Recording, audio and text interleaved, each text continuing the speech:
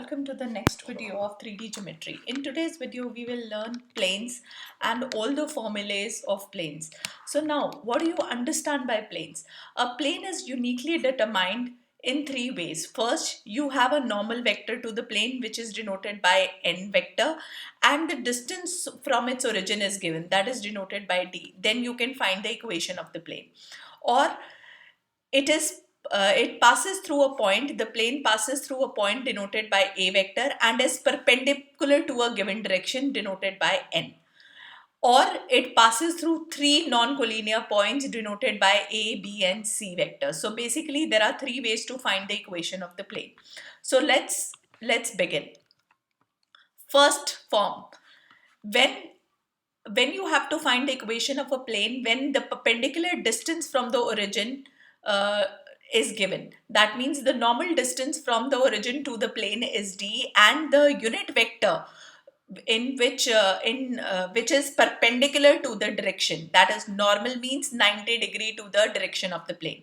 So this is how, if a normal vector to the plane is given, if this is a equation of plane and there is a normal vector which is given, that is n vector, or denoted by unit vector, that is n cap, and the distance from origin, perpendicular distance from origin to the plane is given as d, then the equation of plane is r vector is n cap r vector dot n cap equal to t. Now, if you want to write it in Cartesian form, again the way I told you in lines, आपको कुछ नहीं करना, r vector को x I cap plus y j cap plus z के cap से replace कर देना है.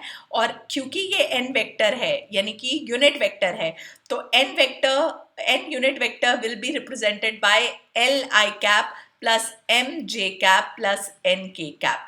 तो जब आप इसका डॉट करोगे दोनों का, तो क्या आएगा, l into X plus m into Y plus z n into z is equal to d. That is how the Cartesian equation is formed.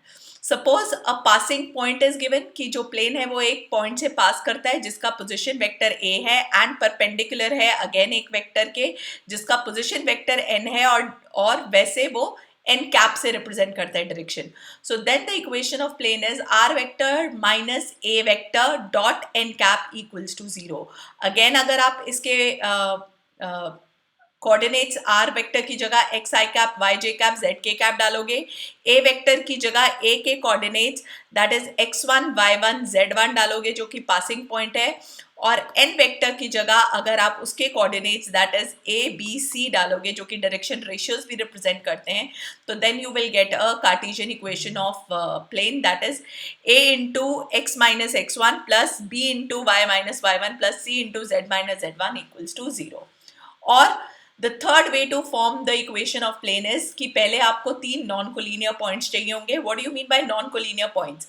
अगर आपका b minus a cross c minus a not equal to 0 आया, that means points are non-collinear. Okay, then only the plane can be formed. अगर वो point collinear आ जाते हैं तो that means the plane can not be formed, यानी कि वो line की इक्वेशन है, प्लेन फॉर्म ही नहीं हो सकता. तो सबसे पहले आपको ये चेक करना है थर्ड केस के अंदर, अगर ये नॉट इक्वल टू 0 आता है, then the equation of the plane is r minus a vector dot b minus a cross c minus a, where this represent the direction vector, that is the n vector or the n cap, whatever you want to say, right, equals to 0.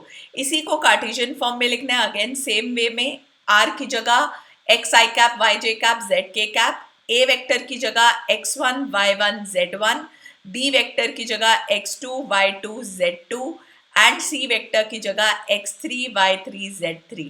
जो passing point तीनों given है, then the Cartesian equation is written in this form. Now I find the formula is very simple when it is in vector form, so there is no confusion. So मैंने Cartesian learn ही नहीं किया है, but I can convert any equation from vector to Cartesian and Cartesian to vector. That I'll tell you how to do it while we solve the exercise. All right. The next equation of the plane which can be represented in intercept form is x by a plus y by b plus z by c is equal to 1, where a, b, c are x, y and z intercepts respectively. Okay, intercepts मतलब क्या होता है कि x axis से plane कितना दूरी पे है, तो ये हो गया X intercept. Similarly Y axis से कितना दूरी पे है, तो this is Y intercept. Similarly Z represent करना है तो 0 0 C, so that is how. Now, the next formula is if what happens if a equation of a plane passes through the intersection of two plane equation which are already given to you. So अगर P1 और P2 की equation given है और हमें P3 की equation निकालनी है जो कि P1 and P2 के intersection से पास करता है, तो I will say P3 equation will be represented by P1 plus lambda P2 equal to 0. And question में कुछ ऐसा दिया होगा जिससे मैं लैम्डा की वैल्यू फाइंड कर सकूं। ये भी हम तब करेंगे, मैं तब सिखाऊंगी जब हम क्वेश्चन करेंगे। Okay, let's move on to the next formula is coplanarity of two lines. How will you come to know कि जो दो लाइंस हैं वो कोप्लेनर हैं कि नहीं? So suppose these are the equation of two lines. So if you get a2 minus a1 vector dot b1 cross b2 equal to 0, then we say that they are coplanar, मतलब same plane में line lie करती हैं, otherwise they are not coplanar. So that is how you will, this is again the vector form, this is the Cartesian form, ये भी इसी से derived है. Okay, whatever formula you want to learn. Now, a standard equation of a plane, children, this you should know, is always represented by ax plus by plus cz plus d is equal to 0. This is the standard equation of plane, right? Let's move ahead. Angle between two planes. Again, ये logic same है जो lines का था. ये पूरी slide lines वाली slide की है. n जो है वो डायरेक्शन वेक्टर है एक प्लेन का n1, और n2 जो है वो डायरेक्शन वेक्टर है दूसरी प्लेन का. तो cos थीटा आपको पता ही है, जैसे लाइन में क्या था, b1 vector dot b2 vector upon magnitude of b1 b2 था, और क्योंकि प्लेन का डायरेक्शन n वेक्टर से रिप्रेजेंट होता है तो यहाँ पे n आ गया. सिमिलरिटी अगर कार्टेशियन फॉर्म है तो अगेन ये फॉर्मूला लाइंस का सेम है. cos theta is absolute value of, यानी कि मॉडुलस ऑफ, क्योंकि थीटा एक्यूट है, a1 a2 plus b1 b2 plus c1 c2 upon under root of a1 square plus b1 square plus c1 square into under root of a2 square plus b2 square plus c2 square. So basically मैंने यही किया है, n1 की जगह, n1 vector की जगह a1 b1 c1 put किया है, और n2 वेक्टर की जगह a2 b2 c2 पुट किया है. So it is derived from the same formula. Again the special cases, अगर थीटा 90 है तो cos 90 0 हो जाएगा, यानी कि डॉट प्रोडक्ट 0, डॉट प्रोडक्ट 0, यानी कि अगर कार्टेशियन फॉर्म में लिखना है तो a1 a2 plus b1 b2 plus c1 c2 equals to 0. That is the relationship between direction ratios. Similarly अगर दो प्लेन्स आपस में पैरेलल हैं तो उनके जो डायरेक्शंस हैं वो, आप पैरेलल का लॉजिक आपको पता ही है, पैरेलल मतलब डायरेक्शन हमेशा एक दूसरे के क्या होंगे, प्रोपोर्शनल होंगे, यानी कि डायरेक्शन रेशियोज भी प्रोपोर्शनल होंगे. a1 by a2 b1 by b2 is equal to c1 by c2 is equal to lambda. Next, distance of a point from a plane. तो ये डायरेक्ट क्वेश्चन आएगा, एक प्लेन की इक्वेशन आपको given है और एक पॉइंट गिवन है जो उससे पास कर रहा है. तो इक्वेशन परपेंडिकुलर डिस्टेंस कैसे निकालना है फ्रॉम द प्लेन? अगेन क्योंकि डिस्टेंस है तो absolute value a dot n vector minus d upon magnitude of n. Again ये फॉर्मूला क्लास 11th फॉर्मूले से मैच करता है जो कि from a point to a line distance निकालता था. तो a1 x1 plus b1 y1 plus c1 z1 minus d upon under root of a1 square plus b1 square plus c1 square, where x1 y1 z1 are the passing points, and this is the a1x plus b1y plus c1z minus D या plus D, कुछ भी हो सकता है, it doesn't matter. This is the standard equation of plane. सो यहाँ पे plus लिखो या माइनस लिखो, it won't matter, right children, since D is a constant. The last formula, ये चीज बस ध्यान रखनी है, angle between line and plane. जब आप लाइन और प्लेन के बीच में एंगल निकालते हो तो cos 90 आ जाता है. क्यों sin 90 आ जाता है? क्यों आता है? क्योंकि एंगल जो होता है वो 90 माइनस थीटा होता है between the line and the plane, and you know the concept, cos 90 minus theta is sin theta. So whenever you have to find the angle between line and the plane, it is sin theta equals to, again, angle between their direction कैसे निकालते हैं? line का direction b vector से represent करता है, plane का direction n से. So b vector dot n vector upon magnitude of b, magnitude of n. So this is all the formulas, 9 formulas which you have of planes. Let's go to the exercise to learn how to apply these formulas. Let's talk about the first question, children. The first question says, in each of the following, determine the direction cosines of the normal to the plane and the distance from the origin. So सबसे पहले की करना क्या है, आपको इसको r vector dot n cap equal to d, this was the first formula of the planes which we learned, इसको आपको उसी फॉर्म में कन्वर्ट करना है. तो कैसे करेंगे? Can I write it as 0x plus 0y plus 1z is equal to 2? And अगर मुझे इसमें कन्वर्ट करना है, क्योंकि मुझे n कैप चाहिए, तो मैं डिवाइड करूंगी 0 का स्क्वायर प्लस 0 का स्क्वायर प्लस 1 का स्क्वायर से. सिमिलरली अगर एक साइड डिवीजन है, so this is mathematics children, सो आपको दूसरी साइड भी करना पड़ेगा. सो कैन आई से 0 upon 1 plus this is 0 upon again 1 y plus 1 by 1, that is 1, is equal to 2 by 1. So check करिए, can I write it as x I cap plus y j cap plus z k cap? मैं आपको first question करके दिखा रही हूँ. फिर इसको ऐसे लिख सकते हैं 0 by 1 I cap plus 0 by 1 j cap plus 1 by 1 k cap equals to 2 by 1. So check करिए. Can I say L is 0, M is 0, N is 1 and the perpendicular distance D is 2? Check करिए, ये इस form में equation convert हो गई. R vector dot n cap equal to D. That is what I have done. Similarly, अगर इस equation को convert करना है, अगेन क्लियर हो जाना चाहिए. R vector dot, अब क्या लिखोगे? डॉट में क्या आएगा? चेक करो, coefficient of x, y and z, यानी कि 1 i cap plus 1 j cap plus 1 k cap, और क्योंकि इसका डायरेक्शन है तो अपॉन n कैप है, तो अपॉन 1 का स्क्वायर प्लस 1 का स्क्वायर प्लस 1 का square is equal to 1 upon under root of same 1 का स्क्वायर प्लस 1 का स्क्वायर प्लस 1 का स्क्वायर. सो सेकेंड क्वेश्चन आ गया, r vector dot 1 by root 3 I cap plus 1 by root 3 j cap plus 1 by root 3 k cap equals to 1 by root 3. Now you can check.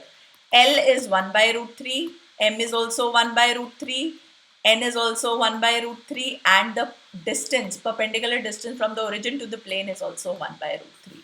So that is how you can do all the parts. लेकिन इसके C part तो हो जाएगा, कोई issue नहीं है, लेकिन इसके D पार्ट में बेटा गलती होती है. लेट मी शो यू कि क्या गलती होती है. Let me undo.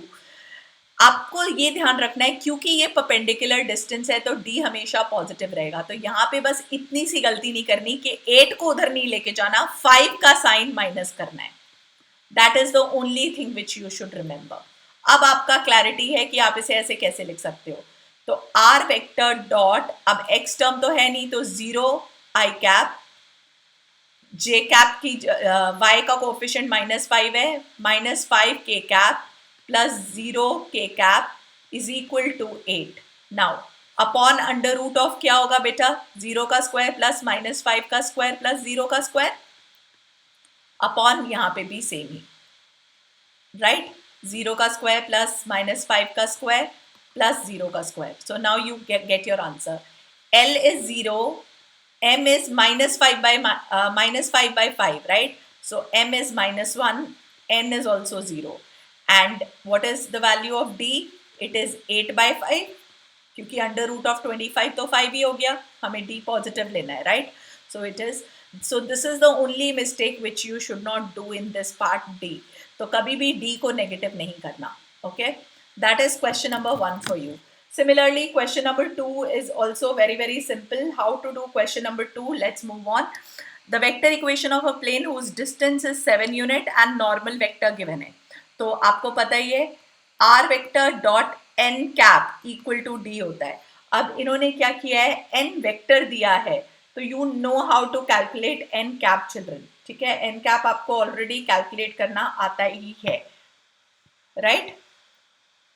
So it is r vector remains as it is,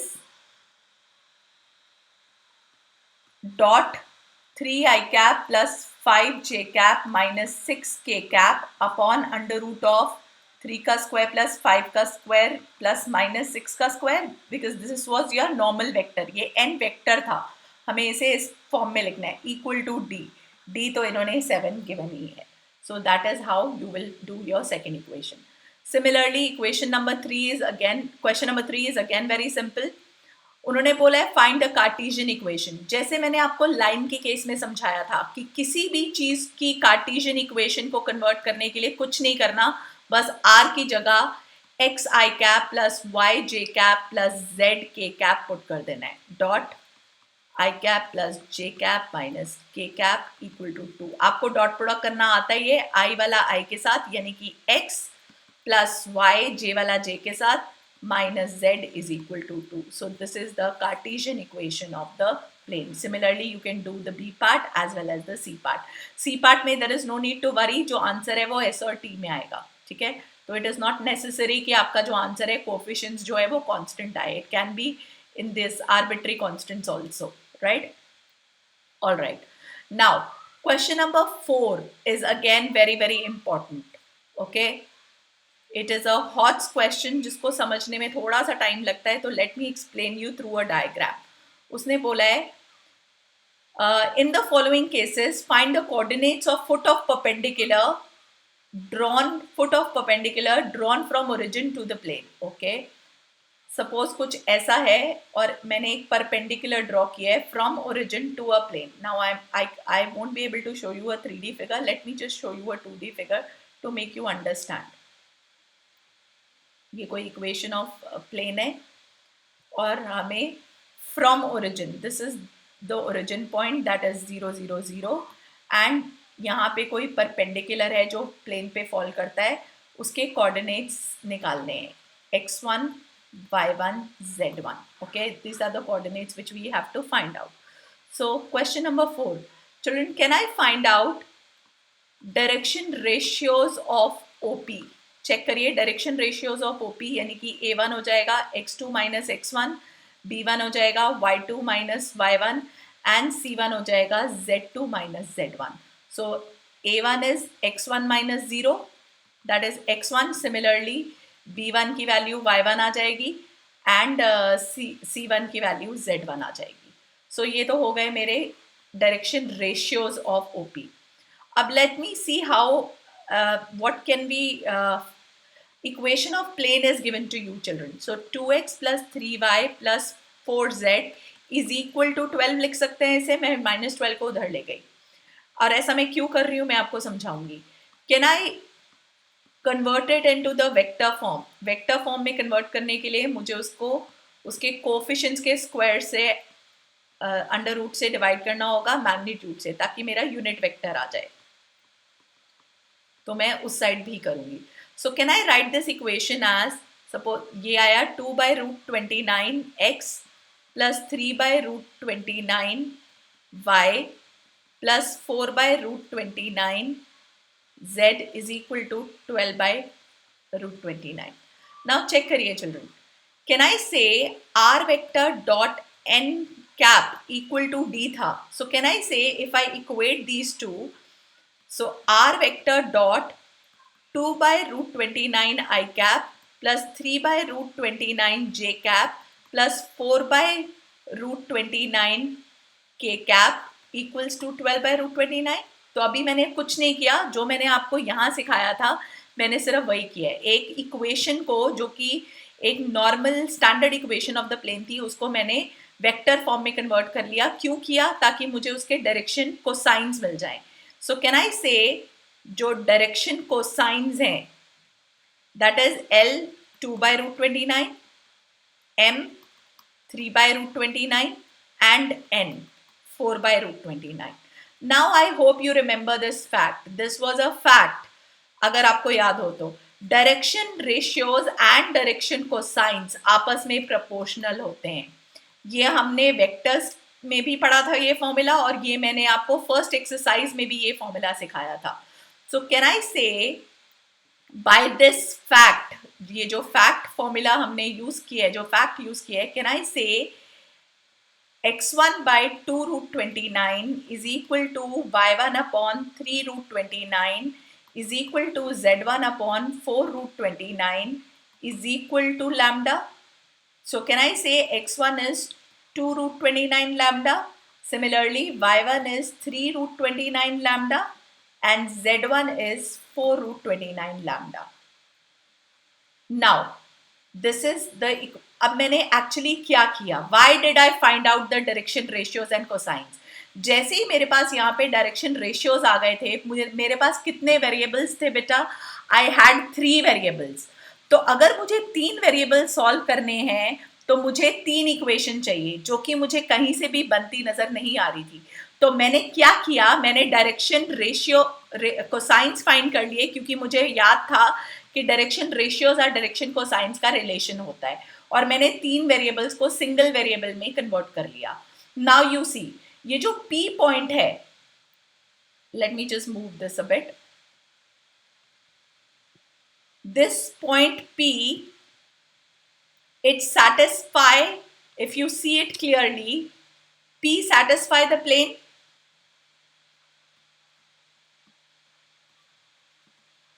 and since it satisfy the plane, so can I say 2x1 plus 3y1 plus 4z1 is equal to 12 होगा, क्योंकि ये जो plane है, ये जो x1 y1 z1 है वो plane का ही पॉइंट है। तो यहाँ पे पुट करके 2 into 2 by root 29 lambda plus 3 into 3 by root 29 lambda plus 4 into 4 by root 29 lambda is equal to 12 आ गया। डोंट यू थिंक मेरे पास यहाँ से लैम्डा की वैल्यू आ जाएगी? चेक करो, 2 2 4, 4 plus 3 3 9, 4 plus 9 plus 4 4 16, so 16 plus 4 20 29, so root 29, sorry 29 by root 29, जो कि मेरे पास क्या आ गया, रूट 29 आ गया इक्वल टू 12, सो लैम्डा आ गया 12 bye root 29। So just put your lambda in the point here and you will get your coordinates x1, y1, z1. So you can see that x1 is, अगर मैं lambda की value put करूँ 24 by root 29 into root 29 is 29. So x1 is 24 by 29. Similarly 12 into 3 करोगे तो 36, 36 by 29, and similarly 12 into 4 करोगे तो 48 by 29. So that is how you will do all the parts, B, C and D part. Okay. Again D part में थोड़ा सा ध्यान रखना है। क्या ध्यान रखना है मैं आपको ऑलरेडी समझा चुकी हूँ। Y नेगेटिव रहेगा, D पॉजिटिव ही रहेगा, क्योंकि वो परपेंडिकुलर डिस्टेंस मेजर करता है, that's why. Okay, but you have to do the question in the same way. That is question number 4 for you. Now question number 5, again a very very simple question. Equation find the vector and the Cartesian, दोनों equation find करनी है। एक point से पास करता है, passing point A vector से represent करता है, जिसको मैं लिख सकती हूँ आई कैप प्लस 0 जे कैप माइनस 2 के कैप। चेक करो, मैंने इसको कार्टेशियन को वेक्टर में कन्वर्ट कर दिया, और मेरे पास एन वेक्टर ऑलरेडी गिवन है, जो कि है I cap J cap minus K cap. तो equation of plane passing through a point and perpendicular to a given direction, right? Normal to a given direction is this. That is the equation of plane. तो आपका पहला formula तो ऐसे ही आ गया, I cap plus 0 J cap minus 2 K cap dot I plus J minus K.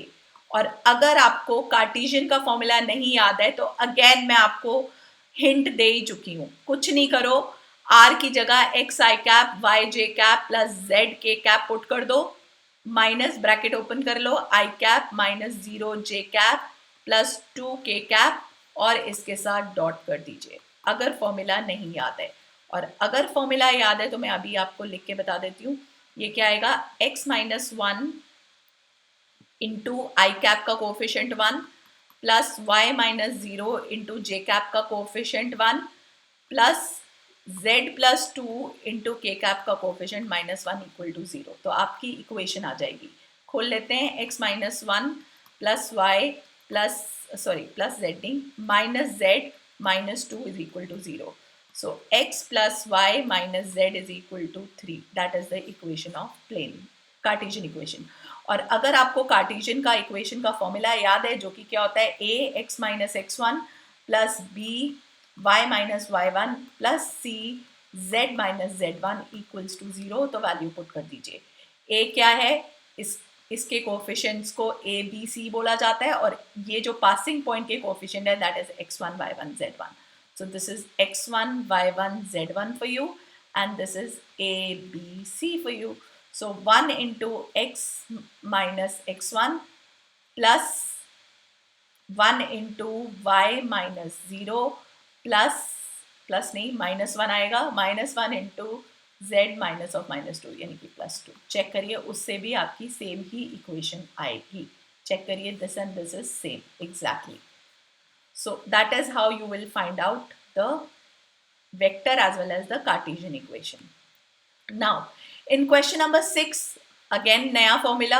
Find the equation of a plane passing through 3 points. 3 points के लिए मैंने आपको clearly बताया था r vector minus a vector dot b vector minus a vector cross c vector minus a vector. ये formula लगेगा equation of plane के लिए, लेकिन ये फॉर्मूला सिर्फ तब लगेगा इफ b माइनस ए, अगर जो पॉइंट्स है वो नॉन कोलिनियर है, और वो नॉन कोलिनियर तब होंगे जब इनका क्रॉस प्रोडक्ट जो है वो नॉन जीरो होगा.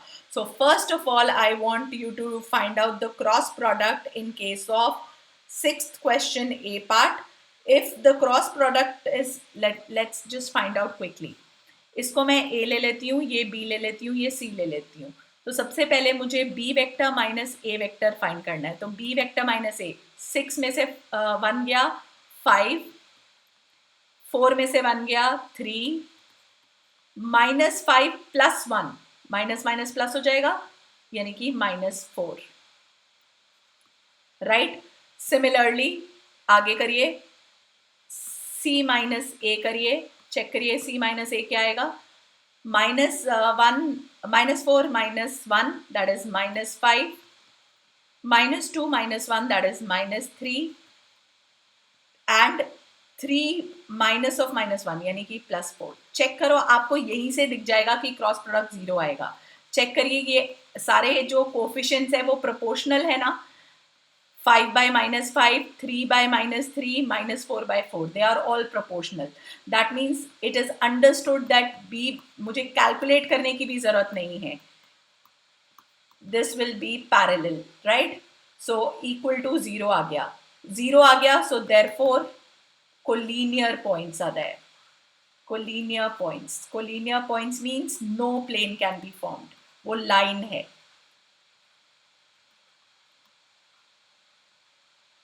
सिमिलरली बी पार्ट में आप चेक करना, अगर आप बी पार्ट चेक करोगे तो वो नॉन जीरो आएगा. b माइनस ए, c माइनस ए, अगेन पता चल जाएगा. जैसे आप इसको इससे सब्ट्रैक्ट करोगे, राइट, एंड इसको इससे सब्ट्रैक्ट करोगे, फिर आपको क्रॉस प्रोडक्ट फाइंड करना आता ही है, i j k, and it you will get it as non zero. it will be a non-zero vector. So when whatever vector you get, you just do the dot product, you will get your answer. That is how you will do question number 6. All right children. Question number 7, again a simple one. 2x plus y minus z is equal to 5. इसका intercept form है, इसको convert करना है. तो पहले x by a, y by b plus z by C is equal to 1, ये intercept form होती है. तो अंडरस्टूड है कि मुझे 5 की जगह 1 चाहिए, तो मैं क्या करूँ, 2x बाई 5, मतलब पूरी को 5 से डिवाइड कर दूँ, राइट. तो मेरे पास 5 की जगह तो 1 आ जाएगा. अब मुझे x का कोफिशिएंट 1 लिखना है, तो can I write it as 5/2, क्योंकि मुझे पता है 2 ऊपर ही चले जाएगा. y इज y upon 5 plus z upon -5 is equal to 1. So now you can see your x-intercept is this, your y-intercept, that is b, the value of b is 5 and the value of c is -5. So that is how you will find out this question number 7. All right, let's do the next part. Again, question number 8 is very simple. The question says find the equation of a plane with intercept 3 on the y-axis. Intercept 3 on the y-axis means intercept form x by a, y by b plus z by c is equal to 1. So इसका मतलब b3 है, या can I say the plane is passing through 0, 3, 0, right? So only y-intercept is 3. So हमें पता है कि equation जो of the plane है जो वो क्या होगी, y इक्वल टू 3, क्योंकि x और x और z के वो पैरेलल है, right? So there is no intercept, so that is why this is your question, right? So ये यहीं से क्लियर हो जाना चाहिए, क्योंकि इसके पैरेलल है तो y is equal to b ही आपकी प्लेन की इक्वेशन होगी, क्योंकि इसके पैरेलल है, यानी कि कोई इंटरसेप्ट नहीं बनाएगी वो x पे और z पे. सो that is why this got nullified. All right, question number 9. Again, the question is not that difficult. Find the equation of the plane passing through the intersection of plane this and this and point this. So, एक equation of plane निकालनी है. So, suppose मुझे P3 निकालना है और P3 जो है वो intersection से intersection of दो planes यानी कि P1 and P2 से पास कर रहा है. Suppose this is P1 and this is P2. सो आपको याद है मैंने आपको अगेन फॉर्मूला लिखवाया था, इक्वेशन ऑफ प्लेन. अगेन ये लाइन से सिमिलर है. Equation of plane passing through intercepts of two plane is P1 plus lambda P2 equal to 0. So ये आ गया 3x minus Y plus 2z minus 4 plus lambda times x plus y plus z minus 2 equals to 0. This is the equation of plane. अब उसने बोला है जो plane है, plane passes through 2 to 1. So can I say x is equal to 2, y is equal to 2 and z is equal to 1 को वो satisfy करेगा in 1. So 1 में x की जगह, y की जगह, z की जगह आप 2 to 1 डाल दीजिए, आपके पास लैम्डा की इक्वेशन, लैम्डा की वैल्यू आ जाएगी. और जैसे ही लैम्डा आएगा, put lambda back in the first equation to get P3.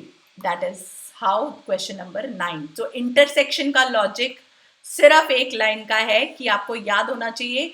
जैसे आपने क्लास 11th में लाइन का इंटरसेक्शन सीखा था, एक लाइन जो दो लाइन के इंटरसेक्शन से पास करती है वो भी यही होती है, L1 plus lambda L2 equal to 0. Plane भी ऐसे ही होते हैं, right? Question number 10 is again same जैसे 9 किया है. Let me just show you 10. Let me just move this bar. 10 भी एग्जैक्टली सेम है, बस उसमें वेक्टर इक्वेशन गिवन है. सो अगेन ये एक इक्वेशन है, ये दूसरी इक्वेशन है, तो आप P1 को कन्वर्ट कर सकते हो children. Again 2x plus 2y minus 3z minus 7, right? ये 7 उधर आ गया, तो ये P1 की इक्वेशन, ये P2 की equation. 2x plus 5y plus 3z minus 9 equal to 0, ये P2 की equation. Again same logic the way I have done it, only the passing point will change. It will be now it will be 2 1 3 in question number 10. So that is the change. Okay, and again अगर आपको कोई Cartesian given है तो उसको वापस में suppose करो मेरा आंसर इसमें, हाँ ये चीज याद रखिएगा, क्वेश्चन अगर वेक्टर में पूछा है तो आंसर वेक्टर में देना है, क्वेश्चन अगर कार्टेशियन में पूछा है तो आंसर कार्टेशियन में देना है, ठीक है? सो अगर इसका जो भी इसका आंसर आएगा वो आपको वेक्टर फॉर्म में लिखना होगा. तो अगेन कार्टेशियन को, जैसे किसी भी कार्टेशियन को वेक्टर, सपोज इसको मुझे वेक्टर फॉर्म में कन्वर्ट करना है, तो आर वेक्टर डॉट एक्स का coefficient 3 i cap minus j cap plus 2k cap is equal to 4 कर दूंगी. That is how I will write down any cartesian into vector और any vector into cartesian. Okay, that is question number 10 for you. Similarly check करिए 11 में भी I am not doing the 11th question. I will tell you only to do it, but I will explain you the logic. Check here children. Again question number 11 में don't you think that जैसे ही intersection word आ जाएगा आपको tension करने की बिल्कुल जरूरत नहीं है, आपको सेम लॉजिक ही यूज करना है. क्वेश्चन नंबर 11 में find the equation of the plane passing through the line of intersections of plane. ये P1 हो गया, ये P2 हो गया, तो अगेन इक्वेशन ऑफ प्लेन हो गई P1 plus lambda P2 equal to 0. अब देखिए what is the change here, x plus Y plus z minus 1 plus lambda times 2x plus 3y plus 4z minus 5 equals to 0. This is your equation of plane, ठीक है? Lambda की value कैसे निकलेगी, पहले हम x वाले एक साथ कर लेते हैं. 1 plus 2 lambda into x plus 1 plus 3 lambda into y plus 1 again plus 4 lambda into z minus 1 minus 5 lambda equal to 0 आ गया. अब चेक करिए, कैन आई से the direction ratios a1 b1 c1 is 1 plus 2 lambda, 1 plus 3 lambda and 1 plus 4 lambda. Now look at this children, how this question has changed. उसने बोला p3 passes through the intersection of p1 and p2 and is perpendicular to another plane. Suppose p4, ये suppose करो ये वाला, इसको मैंने P4 ले लिया. तो चेक करिए, अगर P4 है x minus Y plus z is equal to 0, so again इसके direction ratios A2 B2 C2 क्या हो जाएंगे, 1 माइनस 1 प्लस 1. अब P3 जो है वो परपेंडिकुलर है P4 के. अगेन आई होप आपको लॉजिक याद होगा. अगर दो प्लेन आपस में परपेंडिकुलर होते हैं तो A1 A2 plus B1 B2 plus C1 C2 equal to 0 हो जाता है. तो again this is 1 plus 2 lambda into 1 plus 3 lambda into minus 1 plus 1 plus 4 lambda into plus 1 equals to 0. तो आपकी लैम्डा की वैल्यू आ गई. इसको वापस पुट कर दीजिए in 1 to get your equation of plane. So जहां पे भी दो प्लेन, अगेन इस क्वेश्चन में सिंगल लॉजिक क्या लगा, क्योंकि दो प्लेन परपेंडिकुलर हैं तो उनका डायरेक्शन रेशियोज का रिलेशन क्या हो जाएगा, A1 A2 plus B1 B2 plus C1 C2 equal to 0. Alright, that's question number 11 for you. अब 12 अगेन बहुत सिंपल है. आपको एंगल बिटवीन प्लेन्स निकालना है. अगेन ये आपका है सपोज n1 वेक्टर और ये n2 वेक्टर है. अगेन आपको फॉर्मूला पता है. फॉर्मूला क्या हो जाएगा, cos theta is mod of n1 vector dot n2 vector upon magnitude of n1 n2. Right? That is the formula. Similarly, अगर इस केस में आपको चाहिए कि वो पैरेलल हैं या परपेंडिकुलर हैं 13th क्वेश्चन में, तो पैरेलल एंड परपेंडिकुलर का logic A1 A2 plus B1 B2 plus C1 C2 equal to 0. That is the logic of perpendicular. और पैरेलल का लॉजिक क्या होता है, A1 by A2 is equal to B1 by B2 is equal to C1 by C2. That is the logic of parallel. और अगर इन दोनों में से कुछ भी नहीं है तो एंगल तो आप आराम से निकाल ही सकते हो. कैसे, यही सेम फॉर्मूले से. अगेन इसका n कैसे दिखेगा, आप अगेन याद रखिएगा उस साइड पॉजिटिव रहेगा, ये ध्यान रखना है. तो अगर आपको n1 चाहिए तो minus 7x minus 5y minus 6z is equal to 30. तो n1 वेक्टर क्या आ जाएगा, minus 7i cap minus 5j cap minus 6k cap. That is n1. Similarly n2 vector क्या आ जाएगा, यहीं से दिख जाएगा. अगेन ये उस साइड जाके पॉजिटिव रहना चाहिए तो ये सारे के साइन चेंज होंगे. Minus 3i cap plus j cap plus 10k cap. So n1 n2 पता ही है, फॉर्मूला आपका इसी से आ जाएगा. Right, that is how you will do question number 13. Single formula in all the parts. Now the last question, and again not a difficult one. From a point distance निकालना है. इसका मुझे फॉर्मूला ये वाला ज़्यादा आसान लगता है क्योंकि ये उससे लाइन से मैच करता है. ax1 by1 plus cz1 plus minus जो भी d है upon root a square plus b square plus c square. So that is how you will find out distance of point from the plane. So ये आपके x1 y1 z1 हो गए.